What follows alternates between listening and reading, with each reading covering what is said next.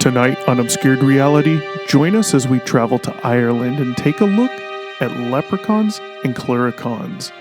Why is Irish mythology littered with sightings of these little creatures? What are these creatures? Come along with us and find out. Sit down, sit back, and relax, and join us on our journey through Obscured Reality.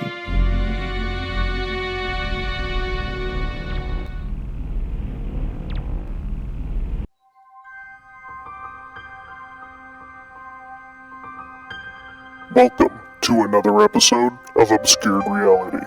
Join your hosts, Mark and Stephanie, as they take you through a journey of the extraordinary, bizarre, and often frightening world of the unknown. Explore topics of the paranormal, UFOs, alien abduction, lost civilizations, mythical monsters, and other unexplained mysteries. Come along with us as we transcend into another dimension of obscured reality. Welcome back to Obscured Reality. As always, I'm your host, Mark, and as always, again, your co-host, Stephanie. How's it going? Good. How are you? God, you quiet down so much. I know. And then I immediately get loud again. Yeah. How's it going Saturday night? Is it rainy out there? Yeah, actually it is pretty rainy, but I don't think it's going to stop the bar hoppers tonight as it is St. Patty's Day. Yep. I remembered that when I was out at dinner tonight and I was had one drink, a very large one drink. Yeah. And I like a quarter way through I remembered, I'm like, oh crap, it's St. Patty's Day. I'm like, you need to drive home. If I get pulled over for doing 1 mile over the speed limit, I'm going to jail. Lord. Don't want that. Yeah. So since it is St. Patty's Day. Yeah. I was thinking that maybe we could do a little bit of lore on something that's not a leprechaun or a fairy, surprisingly. Along the same lines, at least? Yes, definitely. It's actually along more the same lines of a leprechaun than it is anything else. It's not like a banshee or anything, despite the fact that those are actually rooted in legitimate, jobs that women used to do back in the day. But no, this one's definitely more along the leprechaun lore. Okay. Well, I'm interested. I'm curious what I'm going to hear. And I probably know nothing about it, so be forewarned. But I do have the handy dandy internet pulled up. Yes. So do I. Pictures. So I'm probably gonna just massacre the actual pronunciation of these words. I do apologize in advance for anyone from the other side of the pond in Ireland and North Ireland that would be watching this and they're going, "Oh, this poor American." So disclaimer now. They love us. TikTok tells me they do not. There is so much European trashing of Americans on TikTok, and it's damn, y'all, damn, okay. Hey, I mean, we shouldn't be the only ones getting away with making fun of people. True, but dang, they get harsh, and they hit the spots where it's ouch. Hey, it's funny because it's true, right? It is true, yeah. So. All right, well, what you got for us tonight? I'm curious. So I have something called a fadaring. It's Fardarrig.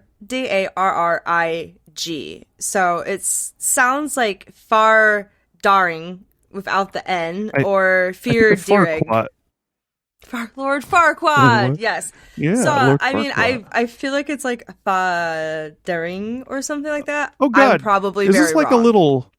It looks like a little devil gnome or something. Yes. So, like a leprechaun, it is a small man who has almost rat-like qualities. I mean, not that leprechauns do, but they are smaller people who instead of wearing like green clothes, they wear red hats, red clothing. They have more of a rat-ish quality. They're called rat men or red men.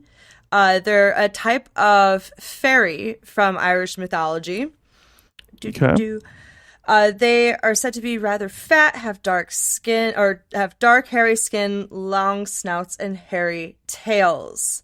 According to fairy and folk tales of Irish peasantry, they are classified as a solitary fairy, along with the leprechaun and something called a clurichaun.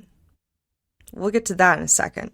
What? Yes. I've not heard of that. I haven't heard of either one of these prior to today, and I thought it was kind of interesting, so why not? I do have some pictures up there, so if any of those describe what you're talking about, let me know. I'll pull it up a little bigger. But I kind of feel like we're looking at the third row, fifth from the left. That one. That red hat on? Yes, that one is ugly. I know. Based on what this description is, that one I feel like fits the most. It looks like an angry dog human with like elf ears. Who's about to fight you in a pub. And he should be fighting in a pub or playing poker or pool. In a pub. Interesting. Yes. Okay. So according to this book, who classifies them as the solitary fairy, along with the leprechaun and the clurichaun, they are the most sluttest, slouching, jeering, mischievous phantoms. I found that funny. I was like, sluttish? How are these guys sluttish? But okay, apparently... It looks like a slut. I mean, totally. Looks like a male version of a slut. Look what it's wearing. I'm sure he's screwing around in his free time. I mean, maybe his honestly, paid time. I'm sure that means something totally different to them over there than it does here. But, so... Yeah, true.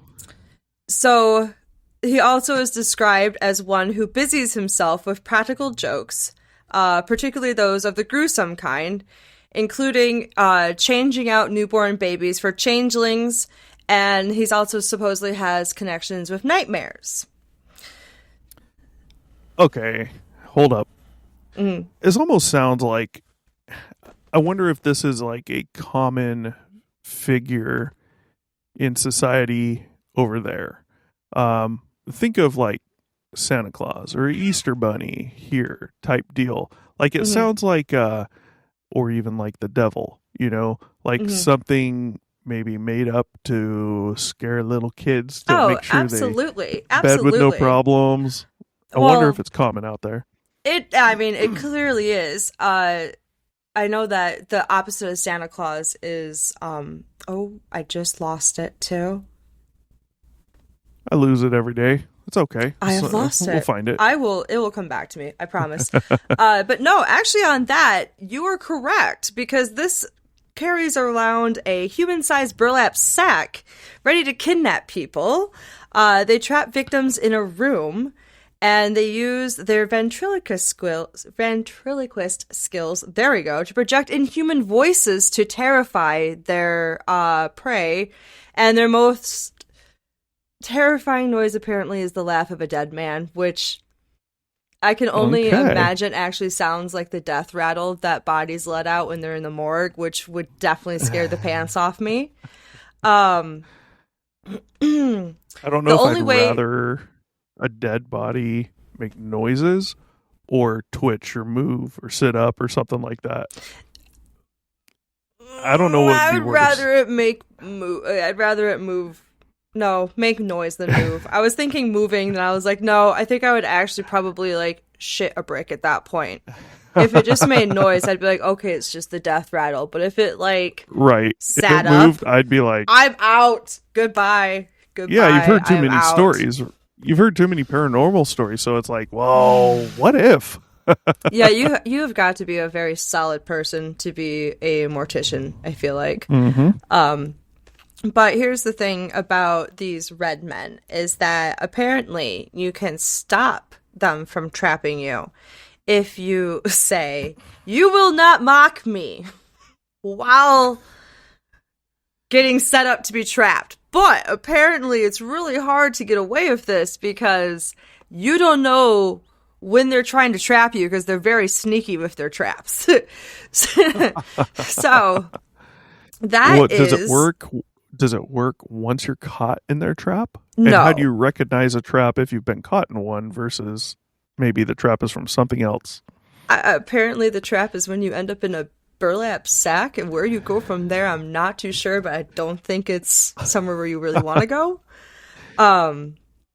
Yeah, so these guys got to be careful, because nowadays with technology, they're going to be caught on camera. For real, everything's caught on camera. But I mean, I really do enjoy Irish mythology, and I actually had no idea that there was just so many different types of fairies, especially of the cons. Like, apparently there's the Clurichaun, the Leprechaun, and the Red Man. Clurichauns are mischievous fairies. How do you spell that? Surprise, Clurichaun. Clurichaun. Oh, okay. So I see the similarities in the it's a con. there. It's again a small man who you'll mostly find. Actually, this one is in pubs or wine cellars or breweries because they love to drink. They love beer. Yes, most people just kind of assume that they're a leprechaun that's on a drinking spree. Yeah. So, is this fourth picture right here maybe? I think that's probably the most accurate. Yeah. Okay, because I've seen something like that before, and first thing I think of is leprechaun. Yeah, a lot of people never would have say known that there's a difference. A Clurichaun is just a leprechaun on a drinking spree, while others will regard them as regional varieties of the same being. Again, solitary fairy. Let's see. Let's go down into some folklore on them. Okay. Oh, there's actually more folklore on a Clurichaun, there we go, instead of the Red Men. But at the same time, it's just really drunk leprechauns. That's how I'm reading it, as going through everything and like skimming it. It's alcohol plays a presence with all of them. I feel, if they're Irish. Yeah. And fighting. Apparently this one just likes to drink and can make shoes.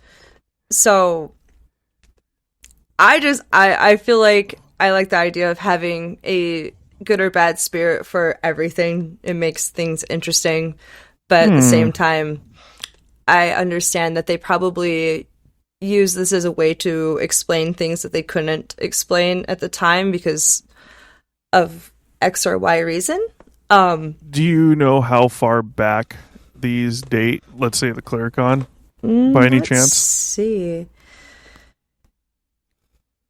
Because that's usually, I think, important. And a lot of these is looking at the history, and whether in depth or not in depth. You see a lot of these are fairly old. And the point I'm getting at is, a long, long time ago, people would explain things differently. They describe things differently. And I say differently, meaning to how we would today. So, their explanation for something then might be more clear if you lived back then and were used to the language of the time, versus now we're looking at it as these little gnomes and leprechauns and clurichauns. They look like these funny little things, and they're not real and blah, blah, blah, blah, blah. But back then, I mean, maybe there was more, I don't know, not truth, but clarity. Possibly. I'm seeing in literature, at least, based on this one article, not looking into it much deeper, right, currently, is going to be around the early 1800s. Okay. That's a while back. A while, but not that not long ago. Not as far as I would assume it to have gone back, because I was expecting a little bit more. Yeah. Let's see. Early 1800s. For some reason, my mind goes to mining, caves, things like that. I like how they're like, one of the most well-known Irish myths related to fairies is that of the Clurichaun. Like, I've never heard of him prior to today. Nope. and not that I'm like big into Irish or Irish myths or any of that stuff. I mean, I like it, but I'm not so deeply into it that I would obviously know about this. Clearly, leprechauns have penetrated over to the United States, right? I mean, you hear about that all the time. Mm-hmm. Never once have I heard that word. Yeah, I'm kind of curious if it's more commonly known over in Ireland, and it's just one of those things that didn't get brought over here.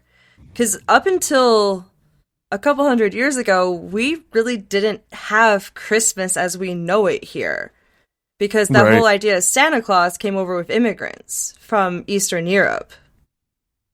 Oh, that's another story for another time. So he's described as if I'm reading about the correct one, approximately 6 inches in height. I mean, you could step on the thing before he caught you in his little burlap sack, and how is he going to catch you in a burlap sack if he's only 6 inches? It's a human-sized burlap sack. Don't mess with the magic man, apparently. So, twinkling eyes and a nose that's red and purple because of heavy drinking. Wow. Fairies are said to live in an invisible world that is parallel to the human world, but inaccessible by humans. A mischievous fairy knew his love of drinking and his tendency to haunt pubs and wine cellars. Not to be confused with leprechauns, according to this article. Leprechauns apparently are known as shoemakers and guardians of hidden treasures. Right. All right. So this thing, the Clurichaun, is considered a fairy? I think all... That's interesting. So the red man, I'm not even going to try to butcher the name again. The Anglo translation basically translate out to red man, is also a fairy. A leprechaun is also apparently considered a fairy. They are of the solitary type.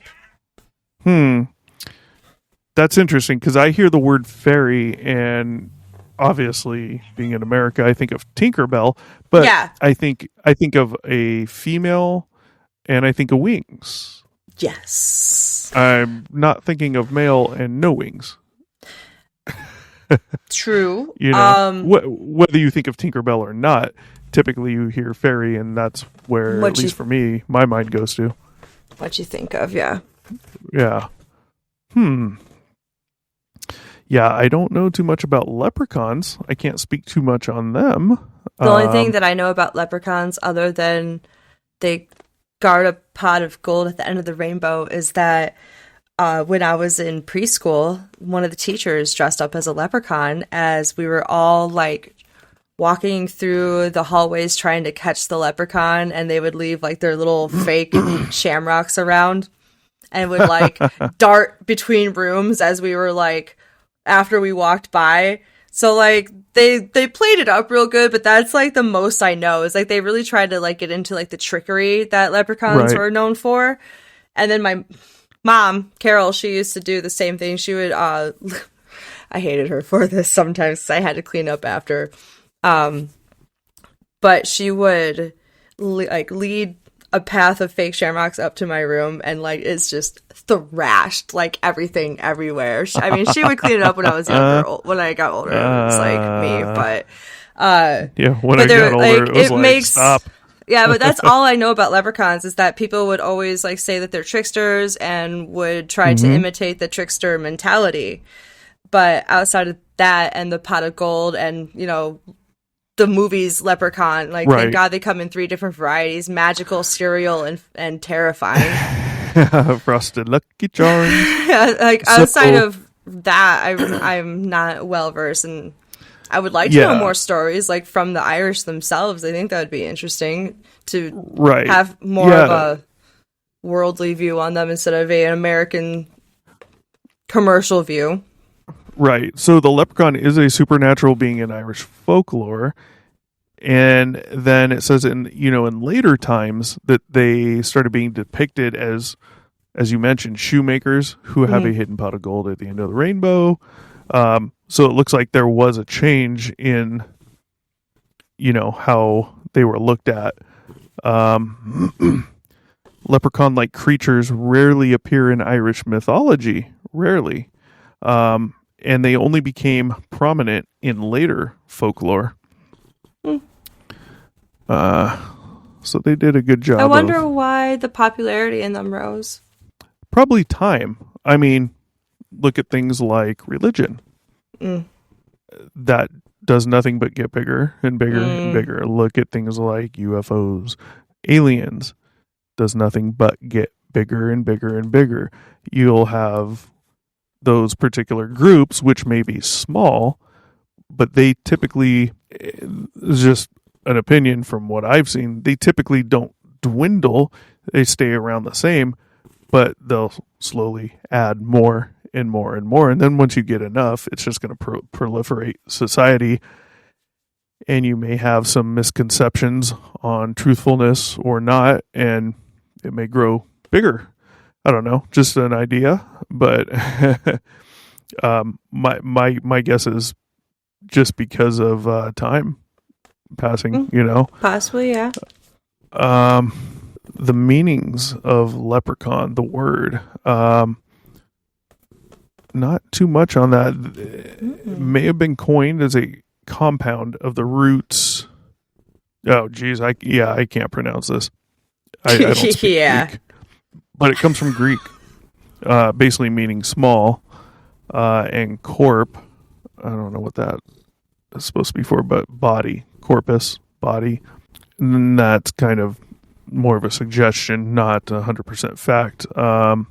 Research published in 2019 suggests that the word derives from the Luperci and the associated Roman festival of Lupercalia. And what is Lupercalia in Don't know. Greek? Lupercalia. So it sounds like a disease. Lupercalia was a pastoral festival of ancient Rome observed annually on February 15th to purify the city, promoting health and fertility.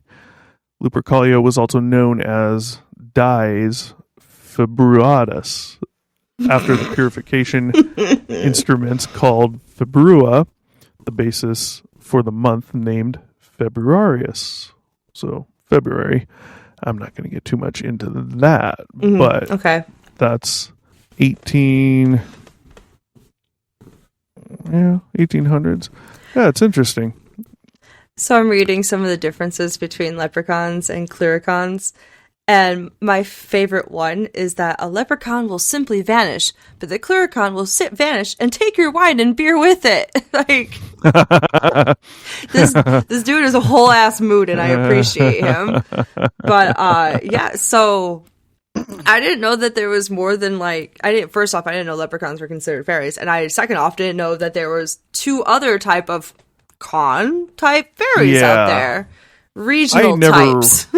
Yeah, I never would have attributed any of those with fairies, but especially leprechaun, because that's the only one I've ever heard of. It just doesn't fit. But, I guess they're all kind of in a similar genre. I don't know what that would be. I wouldn't call it a mythical monster. A mythical tiny monster. Yeah, that's interesting. Yeah, today is definitely the day they're going to be out. Especially in my town, considering that our mascot is a freaking leprechaun. That's true. Yeah. Oh, God, I'm so glad I'm not downtown right now. Yeah, no drinking for me. I'll leave that for the leprechauns. Same. Interesting. For the clurichaun, that is. But just to get back on that whole note about different types of Irish, actual fairies, as you and I would assume it to be, apparently they're pronounced as she over there. Like fairies, how you and I picture it, are known as she's. S-I-D-H-E. She. S-I-D-H-E? Yep. S-I-D-H-E. Not Sidhe, but she. Because, Celtic and Gaelic is an incredibly confusing and hard to pronounce language. Makes no sense to my English brain. Does that translate to male, female, or is that something else? Do you know? I believe it's just fairies, little people, or wee folk, as some may say. But like Irish pixies, yeah, they're 6 type of Irish fairies. Oh, it's never mind that. Don't listen to Google. So what is she again? That A is fairy, like a fairy, I guess, in a way that like you and I would assume it to be. Mm-hmm. Maybe Irish fairies. I wonder if that, just because of that word alone, if that's how it maybe has come across to being portrayed, at least in our country, as mainly female. Mm-hmm. She are Irish earthen mounds, which in Irish folklore and mythology are believed to be the home of the Eos Sea, the people of the mounds. Mm-hmm. And that's it. They're said to descend from fallen angels or the Tuatha Danann. I've messed that up. Also meaning people of Danu, depending on the Abrahamic or pagan tradition. So that's a little interesting. So there's underground fairies. Linanshi, a beautiful fairy woman in Irish mythology who takes a human lover. You know, it's interesting. It mentions earthen mounds. Now, this is for the word she, but referencing things like these fairies. And it makes me wonder, what are earthen mounds? Are they? Is that a reference maybe to caves? A description of caves from a long time ago? I doubt it. But the reason I mention that is because a lot of the stories I've heard in this country of, I've mentioned this before, but things like goblins have to do with the cave systems underground in America. And to me, these aren't much different than goblins, you know? Yeah, because some of them can be beautiful, others can be terrifying and hideous. They're different, but they're also not.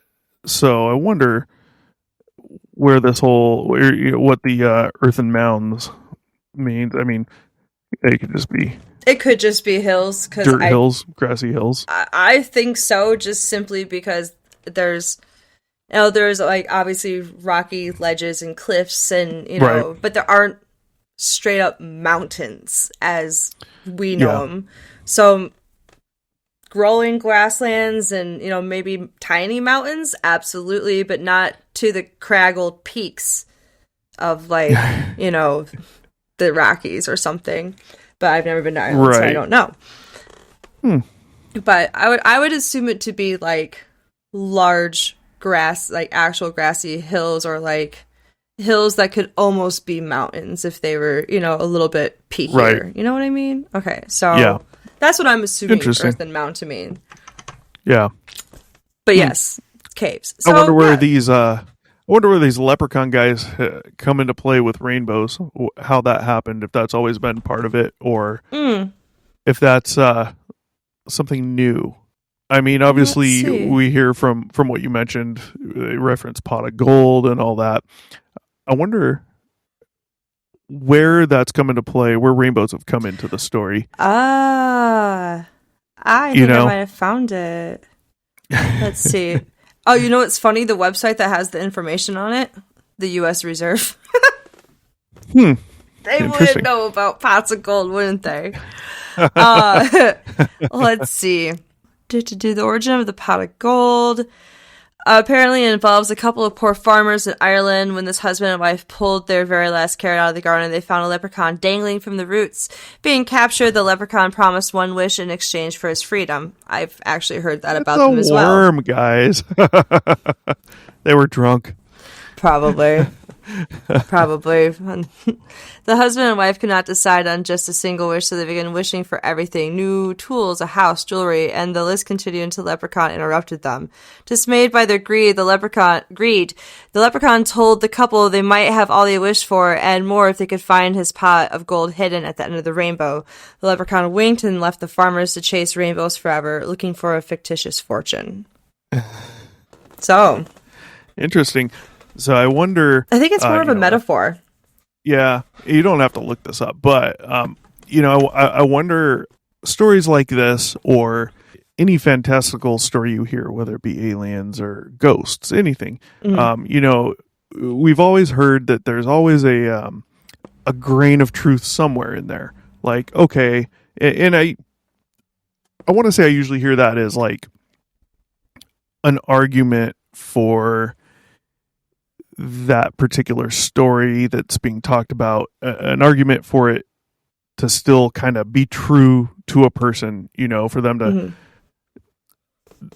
they're trying to like argue it away so that they can still say, well, you can't disprove it type deal. And I could be wrong on that, but you always hear there's a grain of truth, and it does seem like that might be true. And I'm wondering, like leprechauns, clurichauns, whatnot, if there is, what is that grain of truth? Like, where did that really start? Was it just from a book? Because that could be, the grain of truth right there. It's not always what people might think when they say, oh, well, there's a grain of truth in there somewhere. It started somewhere, and, how did it start? And it's like, well, the onus, the burden of proof, isn't on me to prove you wrong. You're telling a fantastical story. The burden of proof is on you to prove that that's actually real.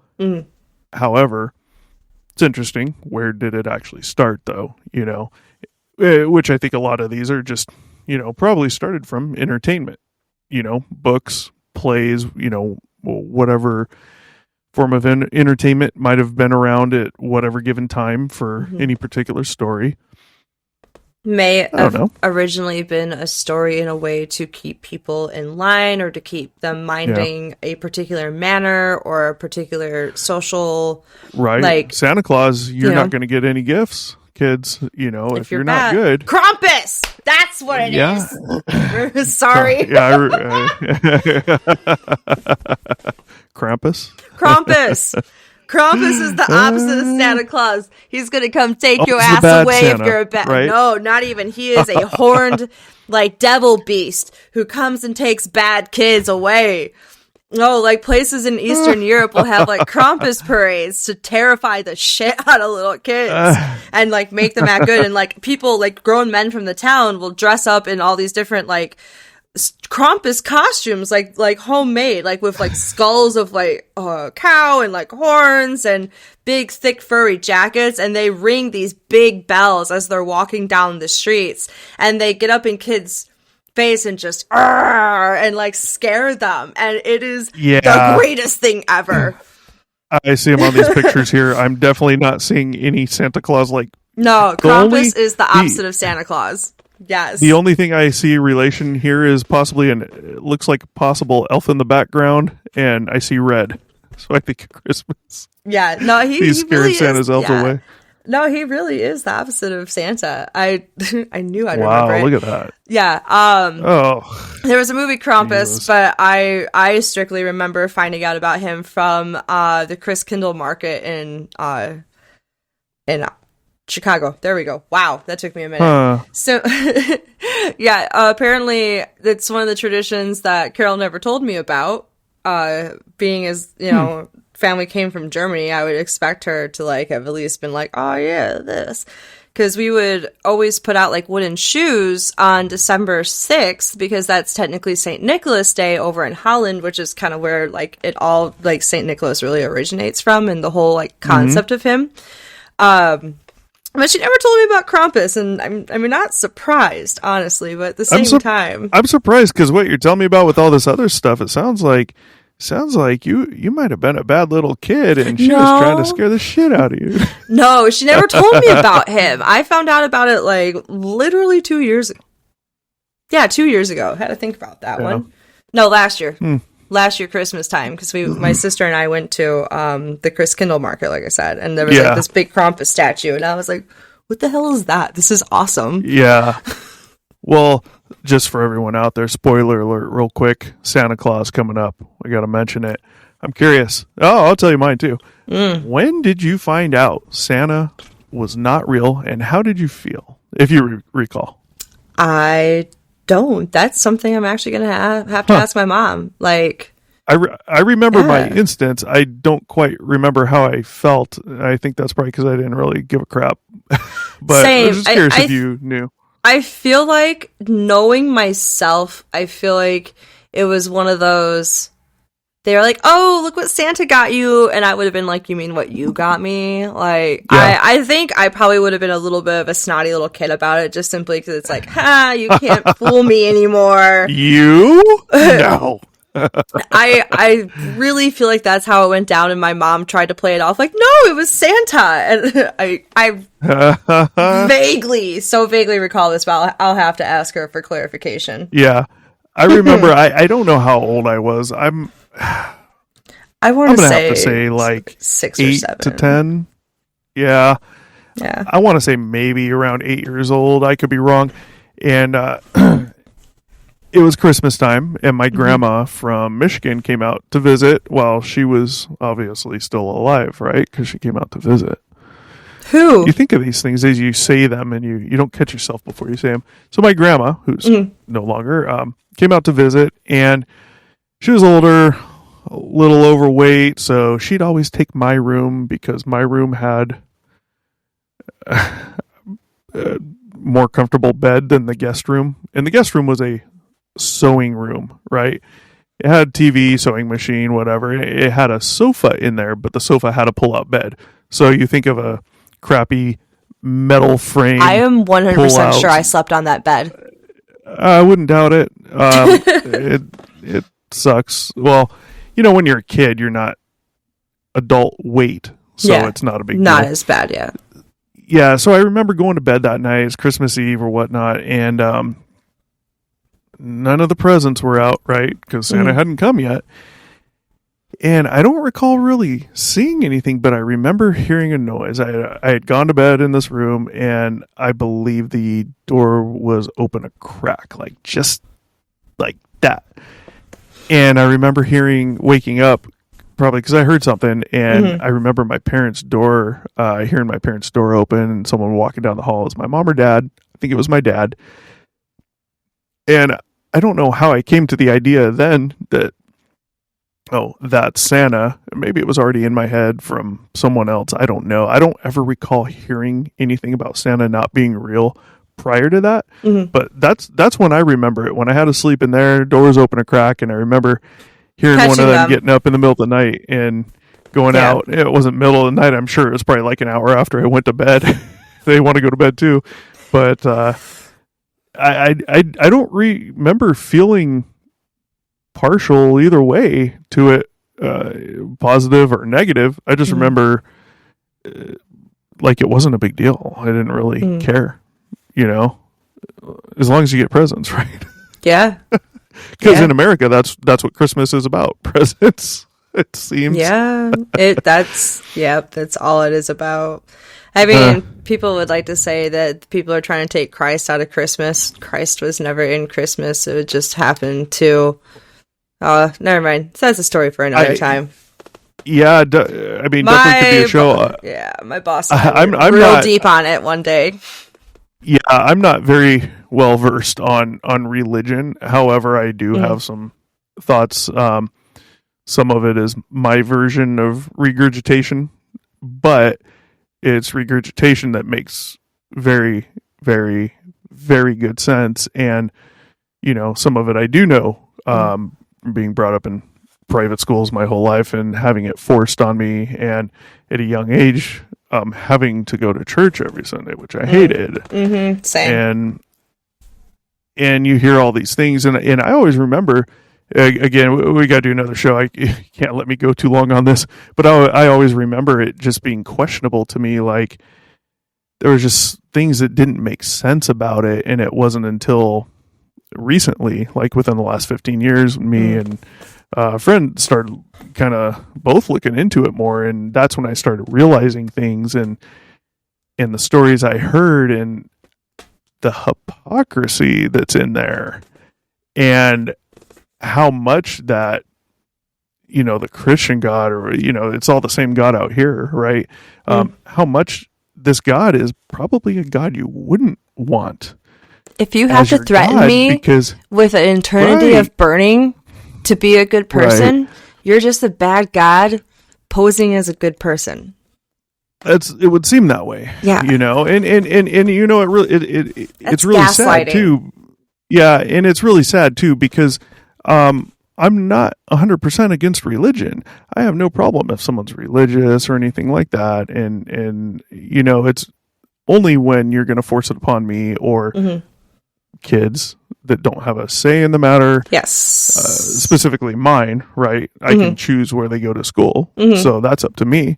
But, you know, I have a problem with sad, but religion. I don't have a problem with the people who practice that religion. Like, to an extent. Not at all. Yeah. To an extent, like you do. Like, it's when you start it can be making me live by your laws based on your beliefs, that's when I have a problem with you. I already have a problem with your religion because I have religious trauma from being a child. So yeah, and the same as if I were to make you live off my non-religious beliefs and you're religious, you wouldn't want it. It's the same idea. So, you know. Yeah, it's the whole point of like freedom of religion, but like what the hell is that? Yeah. Yeah, we'll have to do an in-depth on religion sometime. That's going to be probably a 3-parter. Just before we even get to that, I am just going to put it out there that everyone should watch the movie Zeitgeist. It's available here on YouTube. You should watch it as well. It is a 3-part movie that covers FDR in the third part and basically the federal bank and the lies that all is. The part 2 is the 9/11 and the 9/11 commission and the statement it released, and it picks it apart. And the first part, 9/11's one to put on the list too. Yeah, I am going to upset a lot of people on that one. I already know. And then the first part that I really want everyone to watch, especially you, is about religion. And it's all about how all the religions have the same origin story, and it breaks it completely down. And that's as far as I'm going to go because I want you guys to watch it. I want you to be intrigued and watch it. But I refer people to that movie still to this day, and it's been almost 2 decades since I've watched it. Wow. So, yeah. You have to remind me. I'll definitely check it out when I have time. Yeah. Cool. Well, Leprechauns and would you say Kubercon? Clurichauns, yeah, and Red Men, and then a little bit into like fairies. Fairies, yeah, just a little bit. They kind of fall. I mean, they all are too, fairies, but more of the she fairies than the goblin type fairies. Yeah. I will probably at some point, not today, look into some of those a little more. Because they are interesting. But, well, we got a good show planned for tomorrow. I think you'll like. I'm excited. It'll be a good makeup for you missing a show last week. It'll be along the same line, so I won't tell you what that was. Look here. The 3-hour difference killed me. And then on top of that, it was daylight spending time. So I jumped forward an hour. I went out to my front room, sat down. I did some activities that are legal in Michigan, and when I went to go to bed, I looked at my clock to set my sleep timer because I record myself. I got some good ones for you too. And I looked at the time, and it was 3:20, and I was like, "What the heck?" I freaked out, and I was like, "Oh yeah." Oh, God. When you jumped off, it wasn't like till 20 minutes later. I completely forgot about the time change. I was like, it's not 3 hours ahead. It's technically 4 right now. Makes sense. For a hot second in time, I was 4 hours ahead of you. Yeah. All right. Well, that was interesting. Leprechauns and Clurichauns. Look them up, folks. I'm not going to spell them for you. You can get I believe we already close enough spelled spelling it for them. and find it. Yes, we did. Yes. You did. Definitely interesting. I am going to look forward to the next show. We'll get that tomorrow. Next week for you guys. And any final thoughts, comments on any of that?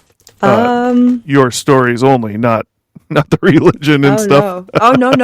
No. I'll save all my opinions on that for another time. I'll trigger more people later on. I have a feeling that's all I'm gonna do is just trigger a lot of people. But no, I like the idea of having little sprites and spirits. You know, I do blame fairies sometimes when I put something somewhere and I forget and then I find it later. I'm like, I swear to God, that was not there 2 seconds ago. Like, it's just fun for me to blame things like that on like fairies and sprites, but I'm gonna start blaming my wife's missing car keys on fairies. You should just call it, say it's a leprechaun. It's interesting. The leprechauns and fairies prefer her car keys and not mine. They prefer all my things. But yeah, no, it's fun to have something like that to blame little mishaps on. But I mean, do I believe? Absolutely not. But then again, that's not my culture. That's not something I grew up with. So by all means, if people truly believe in it, I support that 100% because I'm sure there's things that I believe in, like ghosts, that other people absolutely do not. So to each his own, I respect that. But for me, it's personally just, like I said, fun to have something to blame my mishaps on. Yeah. Okay. Good enough. I don't have too many comments on it. It was interesting. Like I said, I know nothing about any of them. So now you know a little something about all of them. Some of the history. Yeah, yeah. And 1800s, I'm with you. I would have expected farther back. Yeah. Maybe there's more we can find. Possibly. I don't know. Possibly. A little more deep dive on a longer episode. Yeah, yeah. Yeah. To everyone out there, don't forget to like, share, and subscribe. If you have any comments, some interesting tips or facts about leprechauns or clurichauns that we don't know, which I don't know, put them down below. If you have a story of your own, a personal story, obscuredr1@gmail.com. Personal story. UFOs, aliens, you've been abducted. I do have someone I'm trying to get on the show as a guest. Possible alien interactions, and we're talking 3 dots on their ankle, scars. Possible, I don't know if you'd call that incision, but penetration. And some. I'm a child. Sorry. Hey. I'm a child. Is Mike here? Is Mike here? Because, oh God, I can steer away from that with you. I can't with him. I don't know what you call it. Let's just say incision. But you know the little 3 dots you've seen, and some interesting formations in the bed they were sleeping in when it happened, and possible multiple instances of it happening. So I am trying to get the person to agree to come on as a guest.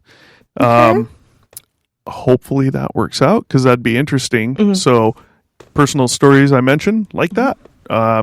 Alien abduction. You know how crop circles are made. You made a crop circle. People will keep you anonymous, of course. But yeah, shoot those over. obscuredr1@gmail.com. We'll tell them on here for you so you don't have to worry about your friends and family knowing who you are, and we'll still get it out for you. If we do some live shows in the future, like take callers, that can be your time for those of you who don't mind your face being out there, or your voice only, either way, to tell your own story, which to me would be much more interesting. Like, you know, it's always better when you can get when you can, at minimum, at least hear someone's voice when they tell you these things. Better if you can hear them and see them. You know, you get a much better feel for who someone is. You know, not that it does or doesn't add legitimacy, and it may in some circumstances. Who knows? But yep, shoot them over. Put story in the subject so we know what it's for, and that should be it. I know I'm going to catch you guys on the next one. What about you? I definitely am as well. All right. Peace out. Thanks for watching. Be sure to check back with us often for new episodes. Feel free to drop a comment, and don't forget to like, share, and subscribe to Obscured Reality.